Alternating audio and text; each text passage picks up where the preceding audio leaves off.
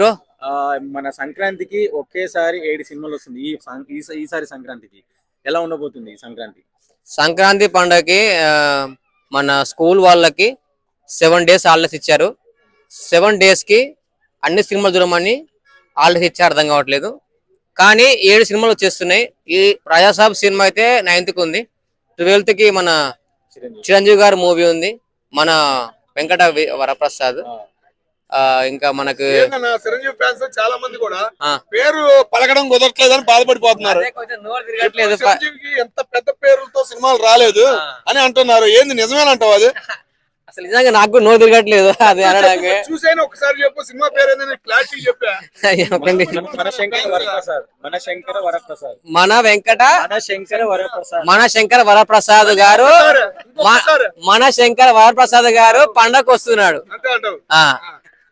So ఏంటిది మన వెంకటేష్ గారి ఎంట్రీ మాత్రం హైలైట్ ఉంది. ఆయన తొక్కేశారంట చిరంజీవి గారు.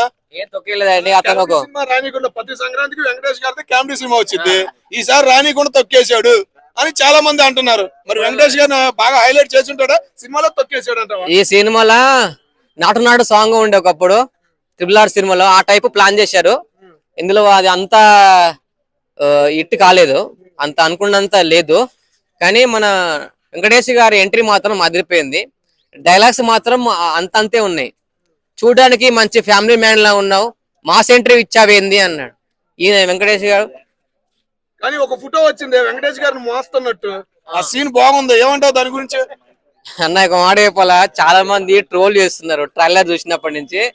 అసలు ఏంది ఒక సీరియల్స్ 7 PM జీ తెలుగులో వస్తుందని చెప్పేసి ట్రోల్ చేయడము. చిరంజీవి గారు ఎప్పుడు అమ్మాయిలు మోయడమే చూసాము, వెంకటేష్ గారిని మోస్తున్నారని అంటున్నారు.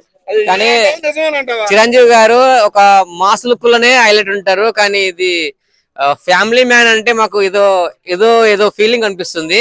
కానీ ఇది ఏదో కామెడీ అంటున్నారు, కానీ నాకు ట్రైలర్ లో మాత్రం ఎక్కడ కూడా నాకు కామెడీ కనిపించలేదు. చాలా వరకు ల్యాగ్ ఉంది. అండ్ అనిల్ రావుపూడి గారు మీరు ఏ విధంగా ప్లాన్ చేశారేమో కానీ మేము కామెడీ పర్పస్ అనుకున్నాము. మరి చిరంజీవి గారి చేత వంటలు కూడా వండించాడు, వంకాయ కూర కూడా వండించాడు. వంకాయ కూర వండించిండు, పిల్లలతో భయపట్టించిండు. వాట్సాప్ అన్బ్లాక్ ఏమన్నాడు ఫోన్ చేసి, అసలు పిల్లానికి భయపడాడు ఏంటి అన్నాడు. అన్నావు తిట్టంగానే ప్లీజ్ కొంచెం పక్కకు వచ్చి మా తిట్టవా, డైలాగ్ చెప్తా చెప్పొచ్చు డైలాగ్. చూడ్డానికి మంచి ఫ్యామిలీ మ్యాన్ లా ఉన్నావు, మాస్ ఎంట్రీ ఇచ్చావేంటి, నువ్వు మాస్లకే బాసు, ఫ్యామిలీకి వచ్చావు, ఫ్యామిలీలోకి వచ్చావు కదా అంటున్నాడు. అంటే చిరంజీవి గారు ఒకప్పుడు స్టాలిన్ అండ్ శంకరద MBBS, ఇంద్ర, వాల్తేరు వీరయ్య ఆ లెవెల్లో మేము ఊహించుకుంటున్నాం. ఇలా ఒక ఫ్యామిలీ మ్యాన్ వచ్చేసి ఇట్లా భార్యతోటి మాటలు అనిపించుకోవడము, చిరంజీవి గారు భయపడము, అసలు నాకు అది ఏదో ఫీలింగ్.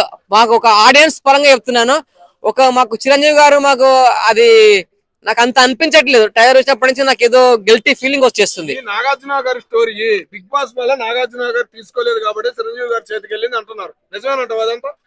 చిరంజీవి గారికి అది సినిమా సెట్ కాదండి, ఫస్ట్ ఆఫ్ ఆల్ చెప్తున్నాం. కానీ అతను ఆ లుక్ లో ఏదో టై కట్టుకొని కోట్ వేసుకొని సెట్ అవుతుంది అదంతా. నాగైన వారు నేను చెప్పలేదు, కానీ నాకు చిరంజీవి గారి గురించి అయితే నాకు అది సెన్సిటివ్ అది ఏదో నచ్చలేదు. అలా ఫైట్లు కూడా అంతా నాకేమి ట్రైలర్ లో చూపించలేదు. ఫస్ట్ ఆఫ్ ఆల్ ఏంటంటే ఈ సినిమా నాకు అనుకున్నంత ఉండదు అనిపిస్తుంది నాకు. మీ ఆడియన్స్ మీరు ఏమనుకున్నా సరే కానీ ప్రభాస్ గారి సినిమా మాత్రం ఒక లెవెల్లో ఊహించుకుంటున్నారు. ఏంటో పబ్లిక్ ఆడియన్స్ ఏందో గానీ క్రొకడైల్స్ ముసళ్ళు పట్టుకుంటున్నారు, ముసళ్ళు పట్టుకొని వీడియో చేస్తున్నారు.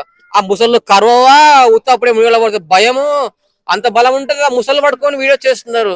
అసలు ఫ్యాన్స్, ప్రభాస్ ఫ్యాన్స్ ఏంటి మన వాళ్ళకు. ప్రభాస్ అంటేనే ఒక భయం, అతను ఒక ఎంట్రీ, ఒక థియేటర్ లో ప్రభాస్ గారి ఒక ట్రైలర్ చూసినా గానీ, ఒక వీడియో చూసినా గానీ, అతను లుకింగ్ గానీ, అతను డాన్స్ గానీ, ఏదైనా స్పిరిట్ మన పోస్టర్ రిలీజ్ ఉంది, దానికి మాత్రం పిక్చర్ ట్రోలింగ్. బ్రహ్మానందం గారు ఆయన వీరు దేవుడా వేరే ఉంది. కానీ ఈ సంక్రాంతి మాత్రం అయితే 7 సినిమాలు ఉన్నాయి. మరి ఏ సినిమా ఇట్టు కొడుతుంది అంటే